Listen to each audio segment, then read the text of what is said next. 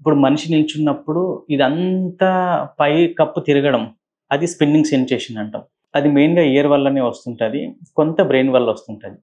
కానీ ఒకటి మనిషి ఇట్లా ప్లేస్‌లో ఉంటాడు. బట్ ఇట్లా ఊగిపోతుంటాడు అట్లా.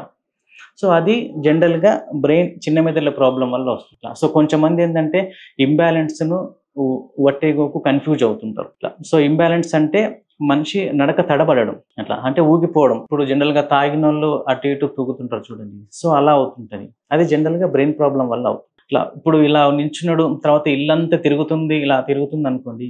అది ఇయర్ ప్రాబ్లమ్ వల్ల వచ్చే ఛాన్సెస్. సో, ఎప్పుడు గూడా అది 2 టైప్స్. ఇప్పుడు మనిషి నిల్చొని ఇల్లంతా తిరుగుతుందనుకోండి. సో, దాన్ని వర్టిగో అంటాం. సో, మంచి సేమ్ ఈ ప్లేస్ అంతా ఇలాగనే ఉంది. మనిషి ఇలా ఇలా ఊగిపోతున్నాడనుకోండి. దాన్ని ఇంబాలెన్స్ అంటాం. అంటే అటాక్సియా అంటాం. సో, ఈ 2 కండిషన్స్ కూడా డిఫరెంట్. మీరు తీసుకునే అదే మందులు, అదే నాణ్యమైన మందులు మెడ్ ప్లస్ బ్రాండ్స్ పై సగం ధరకే